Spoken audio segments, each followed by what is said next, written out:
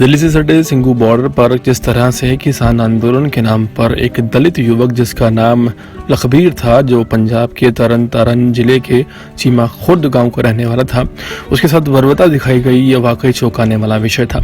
इस पूरे मामले में अब एक बड़ी खबर सामने आ रही है और एक झूठ का खुलासा हो रहा है। दरअसल 4 निहंग सिखों ने इस पूरे मामले में आत्मसमर्पण किया था। उसके बाद लोग लगातार वाहवाही कर रहे थे और कह रहे थे कि निहंग महान हैं, उन्होंने आत्मसमर्पण कर दिया है और ये किसान आंदोलन को बदनाम करने की एक साजिश रची जा रही है। पहले आपको बता दें कि किसान आंदोलन में पहला सवाल तो ये खड़ा होता है कि निहंगों का काम क्या है। वहाँ पर किसान होने चाहिए या निहंग सिख होने चाहिए। इस पूरे मामले में हैरान करने वाली बात यह है कि जिस आरोपी ने सबसे पहले अपना आत्मसमर्पण दिया था और सरेंडर किया था, उसका नाम सरबजीत सिंह है। सरबजीत सिंह ने पुलिस को जो बयान दिया था और जो निहंग सिख के सरदार कह रहे हैं, यानी कि जो उनके मुखिया कह रहे हैं, इन दोनों बातों में फ़र्क नज़र आया है। दरअसल हाल ही में एक निहंग की तरफ से ये बयान दिया गया था कि अगर हुण साडे कोलों अगर सरकार होर गिरफ्तारियां मंगेगी तो 80 जिहड़े बंदे ने समर्पण किया उन्होंने भी छुड़वा लेंगे, यानी कि जिन लोगों ने समर्पण किया है उन्हें भी छुड़वा लेंगे अगर और गिरफ्तारियां मांगी। और अभी तक टोटल 4 लोगों की गिरफ्तारी हुई है, उन्होंने आत्मसमर्पण किया है। इसी बीच सरबजीत सिंह ने पुलिस को बयान दिया था कि इस पूरे मामले में 8 लोग शामिल थे और 4 लोगों का वो नाम जानता है। 4 लोग उसको पता है कौन है, लेकिन 4 लोगों का वो नाम नहीं जानता। लेकिन इस मामले में अगर बात की जाए इन्वेस्टिगेशन की, तो जैसे वीडियो में नज़र आ रहा है तकरीबन 20 से 22 लोग इस पूरे कृत्य में शामिल हैं, और भी ज़्यादा हो सकते हैं। ये मैटर ऑफ इन्वेस्टिगेशन है। लेकिन सवाल ये है कि अगर सरबजीत सिंह ने कहा है कि 8 लोग शामिल हैं और निहंग सिखों ने ये कहा है कि हमने 4 लोगों का सरेंडर करा दिया है, और अगर हमसे और लोगों के सरेंडर के लिए कहा गया तो फिर अच्छा नहीं होगा। अब ऐसे में बड़ा सवाल ये है कि पहली बात तो जो कानून को अपने हाथ में लेना और कानून को अपने हिसाब से चलाना, अपराध अपने हिसाब से करना और फिर सज़ा भी खुद डिसाइड करना कि सज़ा क्या दी जाएगी।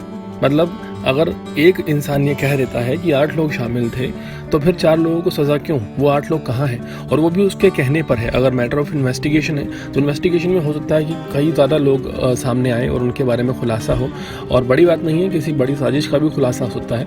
इसके बारे में इन्वेस्टिगेशन में पता चल सकता है कि आखिर इस पूरी घटना को अंजाम क्यों दिया गया, क्यों एक दशहरे के दिन को चुना गया और दशहरे के दिन इस कृत्य को अंजाम दिया गया। और वीडियो में अगर आपने वायरल वीडियो देखे हैं, अगर आप देखना चाहते भी हैं तो आपका एक वीडियो बनाकर उसका लिंक दे देंगे जिसमें सारे वीडियोस आप देख सकते हैं। उसमें साफ कहा जा रहा है कि आज हमने इसे मारना है और आज दशहरा मनाना है। आप दशहरा मनाना चाह रहे हैं, आप उसे मारना चाह रहे हैं, आप अपने धर्म की रक्षा करना चाह रहे हैं, आप किसान आंदोलन कर रहे हैं, आप कृषि कानूनों का विरोध कर रहे हैं, आप कर क्या रहे हैं? और बहुत से सवाल उठते हैं। सभी किसान नेताओं से बात पूछनी जानी चाहिए कि किसान नेता अगर बात करते हैं कृषि कानूनों के विरोध की, तो कृषि कानूनों के विरोध में ये धर्म कहाँ से आ गया? फिर ये धर्म की बात क्यों कर रहे हैं? ये कह रहे हैं 2015 से लगातार धर्म की बेअदबी हो रही है। हो सकता है हो रही हो, लेकिन वो धर्म की बेअदबी वाला एंगल यहाँ किसान आंदोलन में क्यों चलाया जा रहा है? आखिर एजेंडा क्या है, क्या कहना चाहते हैं किसान नेता और उनकी मंशा क्या है, ये सामने आना चाहिए। राकेश टिकैत का भी एक बड़ा बयान सामने आया और उन्होंने कहा कि हमारा कोई लेना देना नहीं है निहंग सिखों से। अगर आपका लेना देना नहीं है तो इतनी ज़्यादा तादाद में हर किसान आंदोलन की घटना प्रदर्शन स्थल पर इतने सारे निहंग क्या कर रहे हैं? आपने उन्हें क्यों इजाज़त दी है? कौन जिम्मेदारी लेगा इसकी? सशस्त्र वहाँ पर होने का मतलब क्या है? तो इस सारी बातों का जवाब मिलना चाहिए, क्योंकि आप बार बार गला फाड़कर पूरे नेशनल मीडिया पर बोलते हैं कि हम शांतिपूर्ण आंदोलन कर रहे हैं और कृषि कानूनों का विरोध कर रहे हैं। अगर आप तो कृषि कानूनों का विरोध कीजिए, आप धार्मिक एंगल की बात यहाँ पर क्यों कर रहे हैं? अगर आपको धार्मिक एंगल से कोई आपत्ति है सरकार से, तो फिर धार्मिक एंगल का विरोध कीजिए, फिर कृषि की बात मत कीजिए।